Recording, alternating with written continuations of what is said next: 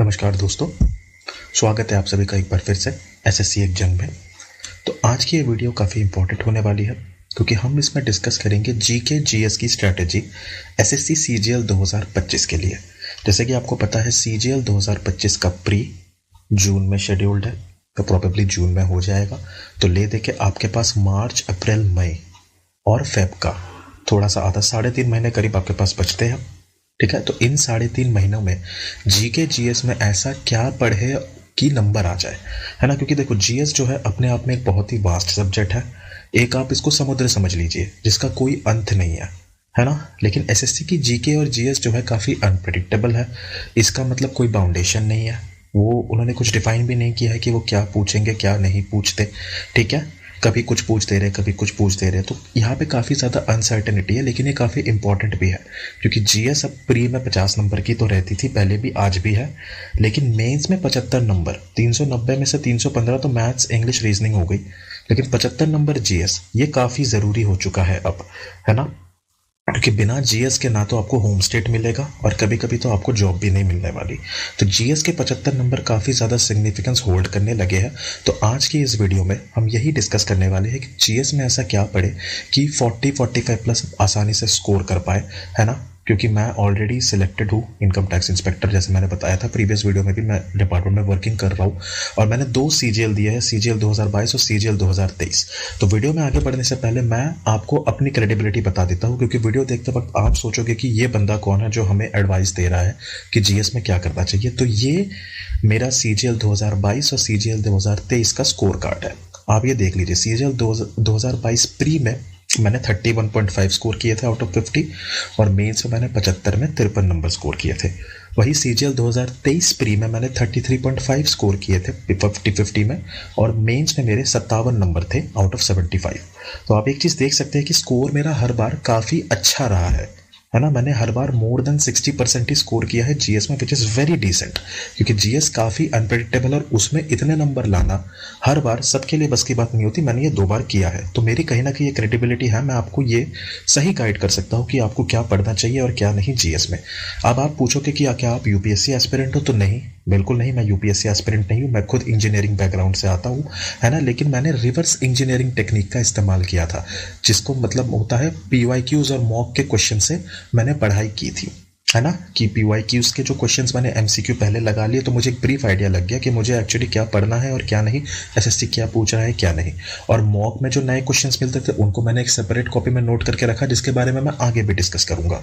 और एक चीज़ क्या था कि जीएस में मैंने कभी डायरेक्ट आंसर्स के लिए नहीं कोशिश की आंसर्स जानने के लिए, है ना, क्योंकि फैक्ट बेस्ड जीएस है ना, ये सब्जेक्टिव जीएस नहीं है। मैंने हमेशा एलिमिनेशन मेथड इस्तेमाल किया है ना। जैसे कि एलिमिनेशन मेथड आजकल काफ़ी पॉपुलर चल रहा है ना। निट्टो सीरीज आपको परमार सर पढ़ा रहे होंगे। तो ये निट्टो जो है ये सिर्फ उन्होंने नहीं डेवलप किया था, उनके पहले भी बच्चे इस्तेमाल करते थे, उन्होंने इसको फेमस बनाया। ठीक है, और मॉक्स में मैंने काफ़ी एक्यूरेसी भी मेंटेन की। जीएस में ब्लाइंड गैसेस नहीं करता था मैं, कैलकुलेटर और एजुकेटेड गैस यूज़ करता था। तो वही मैं आपको बताऊंगा कि कैसे आपको ये चीज़ें डेवलप करनी है वीडियो में। तो एंड तक बने रहो, ये काफ़ी इंटरेस्टिंग वीडियो होने वाला है। अब अगर अब चीज़ हम डिस्कस करें कि क्या जीएस ज़्यादा इंपॉर्टेंट बन चुका है मैथ्स, रीजनिंग और इंग्लिश से, तो एक चीज़ देखिए, मैथ्स, रीजनिंग और इंग्लिश की प्री में वेटेज आपकी 150 नंबर होती है, 50 नंबर की जीएस आती है। मेंस में एक एक सवाल 3 नंबर का होता है। जीएस के आपके 25 क्वेश्चन पूछे जाते हैं, तो 75 नंबर जीएस की है। तो जीएस जो है अब काफ़ी ज़्यादा इंपॉर्टेंट बन चुका है अगर आपको रैंक सिक्योर करना है और होम स्टेट चाहिए एसएससी सीजीएल में। मैं 4600 ग्रेड पे की बात कर रहा हूँ, या 4600 ग्रेड पे भी छोड़ दो, अगर आपको 2400, 2800, 4200 कोई भी ग्रेड पे आपको अपने होम स्टेट, स्पेशली अगर आप नॉर्थ वाले बेल्ट से बिलोंग करते हो, तो जीएस का काफ़ी ज़्यादा इंपॉर्टेंट रोल रह चुका है। क्योंकि मैथ्स, रीजनिंग और इंग्लिश अब काफ़ी आसान पूछने लगे हैं वो। अगर आप इस बार भी सीजीएल 24 के मेंस का पैटर्न देखेंगे तो जीएस में ही उन्होंने जो है खेला किया है। इसके अलावा मैथ्स, रीजनिंग, इंग्लिश बिल्कुल आसान थी, बंदे 315 में 300 आराम से स्कोर कर रहे थे। जीएस ने ही डिफरेंस बनाया। लेकिन जीएस जो है वो काफ़ी हाईली अनप्रेडिक्टेबल है, बिल्कुल आपके एक्स की तरह है, धोखेबाज है ना। कितना भी पढ़ लो, गारंटी नहीं है कि जीएस में कोई नंबर उतने आ ही जाएंगे।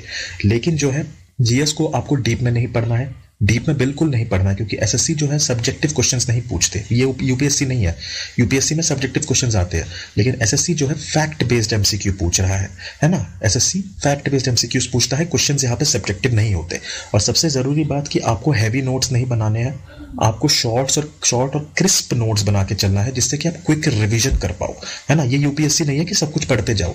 जीएस जो है बिल्कुल एक समुद्र की तरह है कि आप इसमें अगर घुस गए तो घुसे ही रह जाओगे। तो इसलिए आपको क्या है, ऊपर से है ना, शैलो वे में आपको ऊपर से फैक्ट्स रिवाइज करने हैं। जो चीज आप पढ़ रहे हो उसको मल्टीपल टाइम्स रिवीजन करना है ना। और जो आप नोट्स मेंटेन कर रहे हो उनको शॉर्ट और क्रिस्प रखना है, जिससे एग्जाम के समय आप उसे आसानी से रिवाइज कर पाओ, ठीक है ना। अब एसएससी का जो एग्जाम है, जब से ये पैटर्न चेंज हुआ है सीजीएल 2022 से, है ना, सीजीएल 2022 मैंने पहली बार दिया था, है ना, तो ये एग्जाम क्या है कि काफी ज्यादा डिफिकल्ट हो गया है क्रैक करना। और जीएस जो है ये अभी किंग मेकर बन चुका है ना। जीएस में आपने पढ़ा होगा हिस्ट्री में किंग मेकर, है ना, मुगल राज्य में, ठीक है। तो जीएस जो है अब उसी तरह से किंग मेकर बन चुका है, जैसे अब्दुल्ला ब्रदर्स आपके किंग मेकर थे। 3-4 साल भी लोग प्रिपरेशन कर रहे हैं, लेकिन उनका सिलेक्शन नहीं हो रहा, क्योंकि जीएस में पुअर स्कोर आ रहा है। मतलब मैथ्स, रीजनिंग, इंग्लिश में तो झंडे गाड़ के आ रहे हैं, लेकिन जीएस में 10 नंबर भी नहीं आ पा रहे, ठीक है ना। रीजन क्या है, क्योंकि वो स्मार्ट वे में जीएस स्टडी नहीं कर रहे। तो मैं आपको इस वीडियो में बताऊंगा कि स्मार्ट तरीका क्या होता है जीएस में पढ़ने का, और इंपॉर्टेंट टॉपिक्स भी बताऊंगा जिनको मैंने पर्सनली फॉलो किया था, जो मैंने पैटर्न ऑब्जर्व किया, है ना। जो शॉर्ट नोट्स मैंने बनाए मैं आपको वो भी दिखाऊंगा, ठीक है। तो ये आपकी वीडियो काफी हेल्पफुल होने वाली है, एंड तक बने रहो। अब अगर मैं अपने रिसोर्सेज की बात करूं, तो सबसे पहले रिसोर्स जो मैंने फॉलो किया था वो था लूसेंट, क्योंकि लूसेंट जो है ना, it is the Bible of GS. अगर आप एसएससी की जीएस पढ़ रहे हो और आपने लूसेंट या मनोहर पांडे नहीं पढ़ा, तो सबसे बड़ा ब्लंडर आप वहीं पे करोगे, ठीक है। तो सबसे पहले तो लूसेंट को जो है होल हार्टेडली बिल्कुल रट जाओ। लूसेंट आपके टिप्स पे होनी चाहिए, ठीक है। उसके बाद मैंने क्या किया, मैंने पिनाकल से डेली 100 पीवाईक्यूज लगाने शुरू किया, 50-50 क्वेश्चन हर एक सब्जेक्ट के। पॉलिटी मेरी फेवरेट थी, तो मैंने पॉलिटी और ज्योग्राफी से शुरू की थी। मतलब अगर मैं पॉलिटी के 50 क्वेश्चन लगा रहा हूं, तो उसके बाद मैं ज्योग्राफी के भी 50 क्वेश्चन लगा रहा हूं पीवाईक्यूज, ठीक है। पीवाईक्यूज से मुझे एक बेस पता चल गया कि एक्चुअली एसएससी पूछ क्या रहा है ना, क्या पढ़ना है मुझे क्या नहीं। तो ये पिनाकल से डेली 100 क्वेश्चन लगाना तो आपके लिए मस्ट है। मैंने शॉर्ट नोट्स रखे थ्योरीज के लिए, क्रिस्प रिवीजन के लिए। मैं बार बार बोल रहा हूँ, शॉर्ट नोट्स तो जरूर रखो, है ना। मॉक में जो अच्छे क्वेश्चंस आपको मिल रहे हैं ना, इसी को बोलते हैं रिवर्स इंजीनियरिंग, जहां पे आप पीवाईक्यूज और मॉक से पढ़ रहे हो, ठीक है।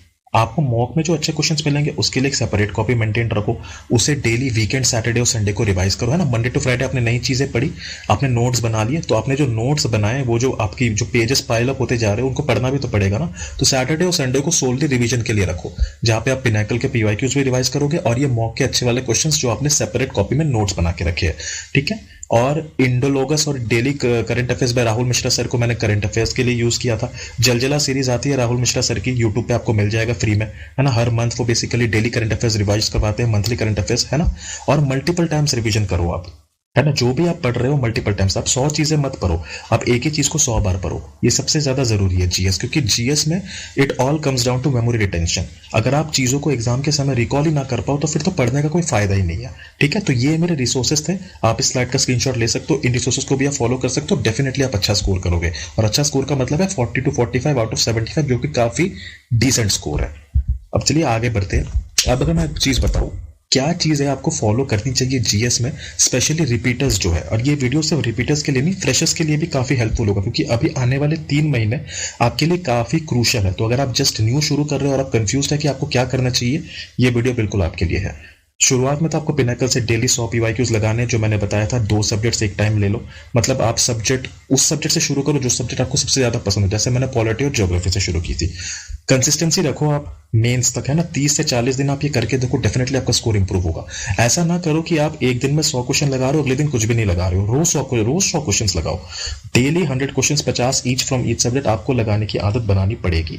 जो गुड क्वेश्चन है उनको मॉक के गुड क्वेश्चन के लिए एक सेपरेट नोटबुक मेंटेन रखो, है ना। और उनको पीरियोडिकली सैटरडे संडे को रिवाइज करो। वीकेंड्स जो है आप फुल्ली रिवीजन में दो, है ना। सैटरडे संडे को कुछ भी न्यू मत पढ़ो, जो मंडे टू फ्राइडे पढ़ा उन्हीं क्वेश्चंस को बेसिकली आप पढ़ते जाओ, है ना। डेली पढ़ते जाओ, ऐसे करते करते आपके पास 500, 600, 1000 क्वेश्चंस की भी कलेक्शन बन जाएंगे। तो ये जो है एग्जाम आते आते आपके टिप्स पे होंगे, आप बिल्कुल बढ़िया से रिवाइज भी मार चुके होंगे, ठीक है। ये आप लगातार 40 दिन तक करो, डेफिनेटली आपका स्कोर 45 प्लस चला ही जाएगा। और अगर आपको मेंटरशिप फॉलो करना है, तो आप ये खुंखास टेलीग्राम ग्रुप फॉलो कर सकते हो, ये काफी हेल्पफुल है। मैंने भी पर्सनली इस ग्रुप को फॉलो किया है, खुंखास टेलीग्राम ग्रुप को, है ना। यहाँ पे मतलब बेसिकली एडमिन वगैरह भी काफी अच्छे हैं, और सभी बहुत अच्छा गाइडेंस भी देते हैं। बिल्कुल नो नॉनसेंस ग्रुप है, रेलिवेंट रखते हैं अपना, है ना। और सब कुछ फ्री में अवेलेबल है यहाँ पे मटेरियल वगैरह, ठीक है। तो आप बेसिकली इसका टेलीग्राम ग्रुप ज्वाइन कर लीजिए, खुंखास का काफ़ी ग्रोइंग चैनल है ना, सारे सिलेक्टेड बंदे हैं उधर पे, आपको बहुत ही ज़्यादा हेल्प मिलेगी, जैसे मुझे भी बहुत ज़्यादा हेल्प मिली थी वहाँ पे, ठीक है। तो आप खुंखास का टेलीग्राम ग्रुप ज्वाइन कर सकते हो, है ना, काफ़ी अच्छा ग्रुप है, मैंने पर्सनली भी वहाँ पे बेसिकली मैं रहा हूँ, एग्जाम के समय मेरी काफ़ी हेल्प हुई थी, ठीक है। अब जरा आगे बढ़ते हैं कि कौन से पोर्शन आपको सबसे पहले कवर करने हैं। सबसे पहले तो आपको स्टैटिक जीके कवर कर लेना है, ये सबसे जरूरी है। स्टैटिक जीके आप बेसिकली जीएस वाले सब्जेक्ट में घुसने से पहले आप स्टैटिक जीके को कवर कर लो। स्टैटिक जीके में आपको कौन कौन से टॉपिक्स कवर करने हैं। सबसे पहले ये स्पोर्ट्स वाले अवार्ड, जो Dhyanchand award, Arjun award, Dronacharya award पिछले 1-2 साल में जो मिलते हैं, ये हमेशा न्यूज में रहते हैं, है ना। इन अवार्ड्स को बेसिकली आपको अच्छे से पढ़ लेना है। ध्यानचंद अवार्ड आपको पता है, पहले राजीव गांधी खेल रत्न अवार्ड था, अब इसका नाम बदल चुका है, ठीक है। तो इन स्पोर्ट्स अवार्ड को पढ़ना है। आर्ट्स पर्सनालिटी जो फेमस रहते हैं उनको पढ़ना है। दुनिया में पहली बार किसने किया, भारत में किसने पहली बार किया, ये जरूरी है। बुक्स एंड ऑथर्स, ये तो एसएससी का फेवरेट टॉपिक है, इसलिए मैंने यहाँ पे मोस्ट इंपॉर्टेंट लिख लिया है। आपको हर बार इसके क्वेश्चंस फ्री में मिल ही जाएंगे बुक्स एंड ऑथर्स के।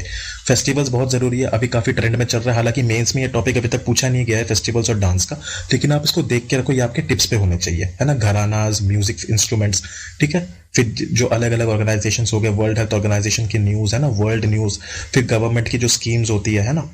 और इन सबको बेसिकली स्ट्रैटेजी को कवर करने के लिए आप DCA by Rahul Mishra sir या इंडोलॉगस की यूट्यूब और पीडीएफ से भी आप पढ़ सकते हो, है ना। इंडोलॉगस की पीडीएफ भी काफी हेल्पफुल होती है, वहां से भी स्ट्रैटेजी के फैक्ट्स बहुत ही आसान और क्रिस्प वे में आपको मिल जाएगा। और सिर्फ पढ़ना नहीं है, पीरियोडिकली रिविजन भी करना है।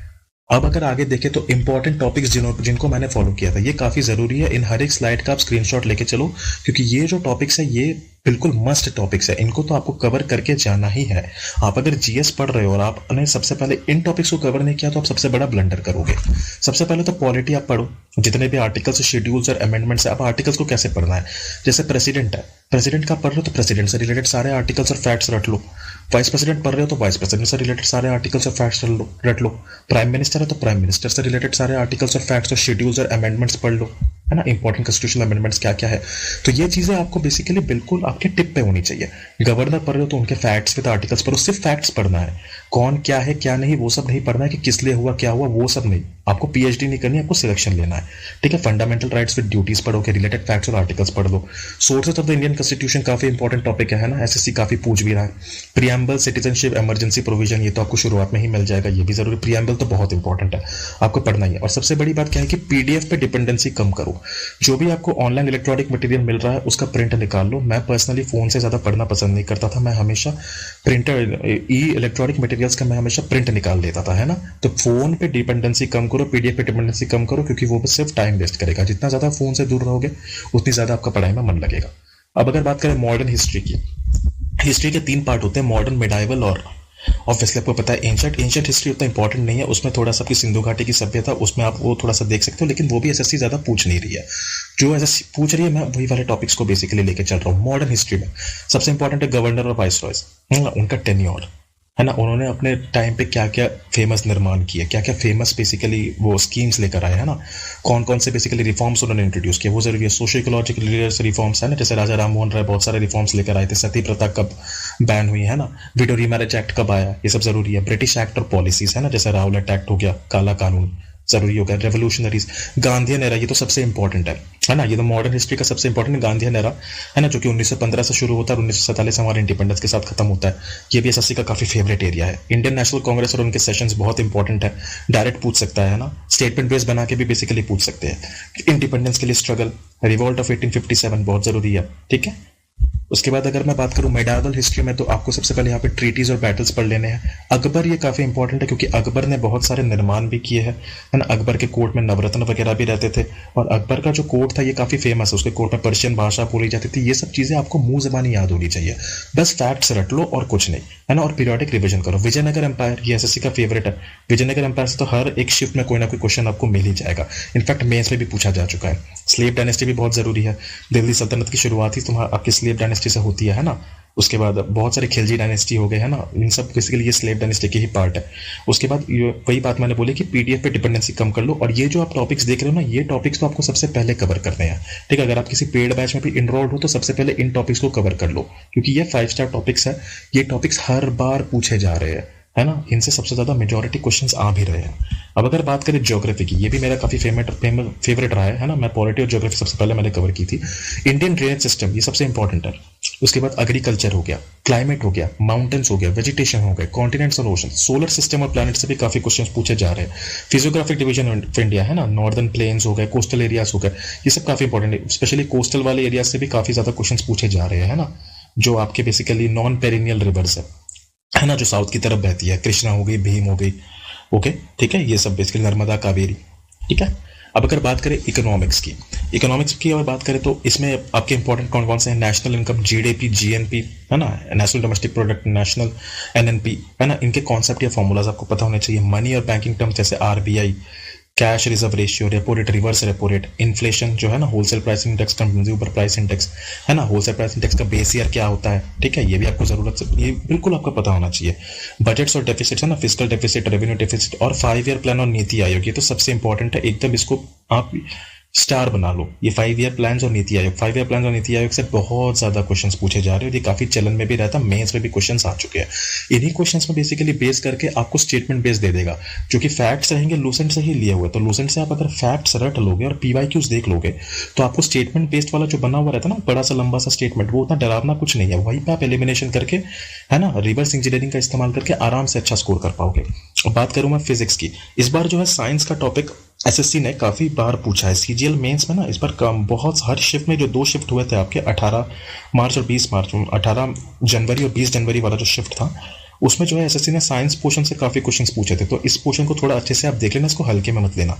इसमें आपको क्या क्या देखना है? Units and measurements, electric current और उसके इफेक्ट, डिस्कवरीज ये काफी इंपॉर्टेंट है ना, काफी बार पूछा जा रहा है, हर एक शिफ्ट में पूछा जा रहा है। जैसे मैंने सीजीएल 22 जब दिया था उसमें न्यूट्रॉन का डिस्कवरी ईयर पूछ लिया गया था, ठीक है। सीजीएल 23 में भी एक साइंस से क्वेश्चन था, force and pressure, light and optics, ये भी जरूरी है। लाइट एंड ऑप्टिक्स में टोटल इंटरनल रिफ्लेक्शन काफी पूछा जा रहा है, एसएससी का फेवरेट टॉपिक है। केमिस्ट्री में अगर बात करें तो केमिस्ट्री आपकी डेली पीरियोडिक टेबल बहुत जरूरी है ना, पीरियोडिक टेबल के जो प्रॉपर्टीज होते हैं, आयनाइजेशन, एंथैल्पी, है ना, उसके बाद आपके जो मेटालिक प्रॉपर्टीज है, नॉन मेटालिक प्रॉपर्टीज है, एलॉयज है, सेमीकंडक्टर्स है, ऑर्गेनिक केमिस्ट्री, है ना, इसमें यूरिया बेसिकली कब डिस्कवर किया गया था, यूरिया जो है पहला ऑर्गेनिक कंपाउंड था जिसको आपका लैब में सिंथेसाइज किया गया था, ये सब आपको पता होना चाहिए।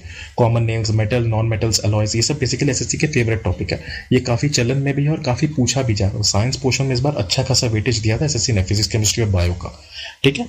अब अगर मैं बात करूं बायोलॉजी का, बायोलॉजी में आपको क्या क्या देखना है? सेल को कवर करना है, जो बेसिक यूनिट ऑफ लाइफ है, इसके सारे रिलेटेड फैक्ट्स आपको रट जाने हैं। एनिमल किंगडम देखना है, डेफिशिएंसी और डिजीजेस, ये काफी फेमस, काफी इंपॉर्टेंट टॉपिक है ना, ये हर बार ही पूछा जाता है, चाहे प्री हो चाहे मेंस हो। विटामिन से हर बार क्वेश्चन आ रहे हैं, प्लांट किंगडम से क्वेश्चन आ रहे हैं, डिस्कवरी और वैक्सीन जो इंपॉर्टेंट वैक्सीन से रिलेटेड नोबेल प्राइज का भी क्वेश्चन पूछा जा रहा है। नोबेल प्राइज जो कि आपका ये करंट अफेयर्स का पार्ट हो गया, है ना, लेकिन वो करंट वाले नोबेल प्राइज विनर्स का नहीं पूछ रहे, वो बायोलॉजी से फैक्ट को रिलेट करके पुराने वाले नोबेल प्राइज विनर्स का बेसिकली पूछ रहे। तो जितने भी फेमस डिस्कवरीज और फेमस वैक्सीन हो गए, जो फेमस डिजीजेस हो गए, उन सब के बारे में आपको पता होना चाहिए, ब्रीफ आइडिया होना चाहिए, ठीक है। आपको ज्यादा डीप फैक्ट्स जानने की जरूरत नहीं है, ऊपर ऊपर से फैक्ट्स और ईयर वगैरह रट लो, वही इंपॉर्टेंट है, क्योंकि एसएससी सब्जेक्टिव बेसिकली पूछती नहीं है, सब कुछ आपका एमसीक्यू बेस्ड ही है, ठीक है। अब अगर मैं बात करूं करंट अफेयर्स, तो ये जो है करंट अफेयर्स, ये काफी मतलब दर्द देने वाला पोर्शन है, क्योंकि इसमें जो है ना बच्चे घंटों लगा देते हैं करंट अफेयर्स पढ़ने में, है ना। मैंने ऐसे भी बच्चों को देखा है जो सुबह सुबह उठ के 3-4 घंटे करंट अफेयर्स ही पढ़ रहे हैं डेली, लेकिन एसएससी कुछ भी पूछ रहा है सीए में। और एसएससी का करंट अफेयर्स मतलब मान के चलो आप 1-2-3 साल पहले का सीए पूछेंगे। तो सीजीएल 2025 को माइंड में रखते हुए जो आपको सीए रिवाइज करना है वो है आपको 2023 के सीए रिवाइज करने हैं और 2024 के करंट अफेयर्स रिवाइज करने हैं। 2025 का तो बिल्कुल भी मत पूछो, मत पढ़ो, क्योंकि 2025 का वो पूछेंगे नहीं, वो करंट अफेयर्स 2023 या 2024 का ही पूछेंगे।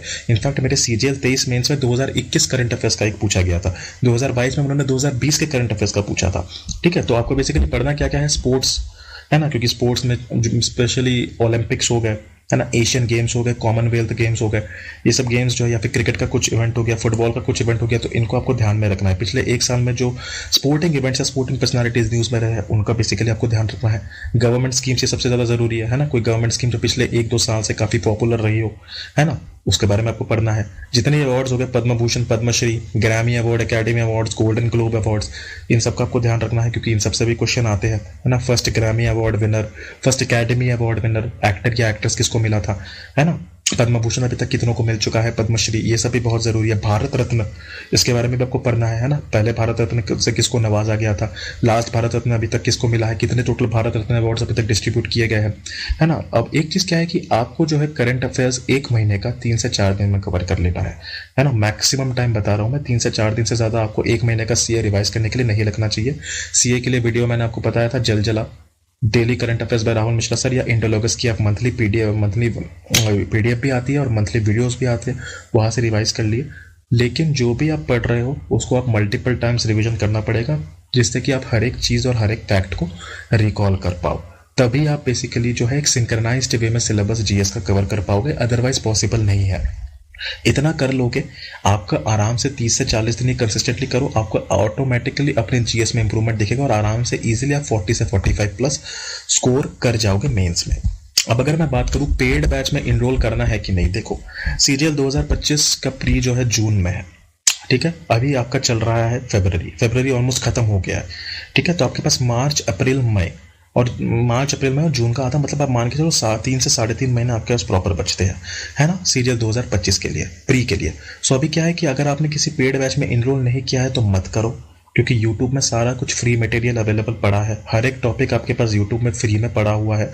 तो आप वहां से YouTube से सिंक्रोनाइज वे में लेक्चर्स देख लो, है ना। चाहे आप किसी भी YouTube चैनल को फॉलो कर सकते हो, किसी भी टीचर से फॉलो कर सकते हो, क्योंकि आपको सिर्फ फैक्ट्स रटने हैं, है ना।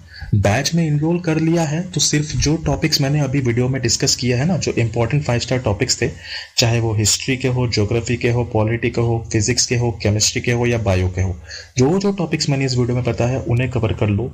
ये टॉपिक्स जो है आपको रिपीटर्स और फ्रेशर्स हो, आप आराम से अच्छा स्कोर कर जाओगे। स्पेशली फ्रेशर्स जो है उनको डर लगता है कि रिपीटर्स के हम एज कैसे ले, जीएस है जो आपको एज देगी, कि मैथ्स, रीजनिंग और इंग्लिश में 315 में से बंदे 300 आराम से स्कोर कर जा रहे हैं। लेकिन जीएस ही है, जीएस में अगर किसी के बेसिकली 45 स्कोर हो रहा है और किसी का 10 स्कोर हो रहा है, तो वहीं पे आप 35 नंबर का लीड ले रहे हो।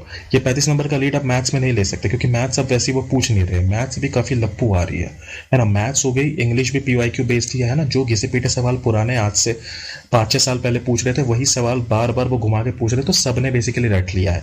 तो मैथ्स, इंग्लिश और रीजनिंग में आप एज नहीं ले सकते, जीएस में आप एज ले सकते हो। जीएस में आप खुद सोच लो, अगर आप बेसिकली 45-50 स्कोर कर जाते हो और आपका जो बेसिकली राइवल है, जो आपका कंपटीटर है, अगर वो 20 नंबर भी स्कोर कर पा रहा है, तो आप आराम से हैवीली 20-25 नंबर का मार्जिन तो इजीली ले ही लोगे।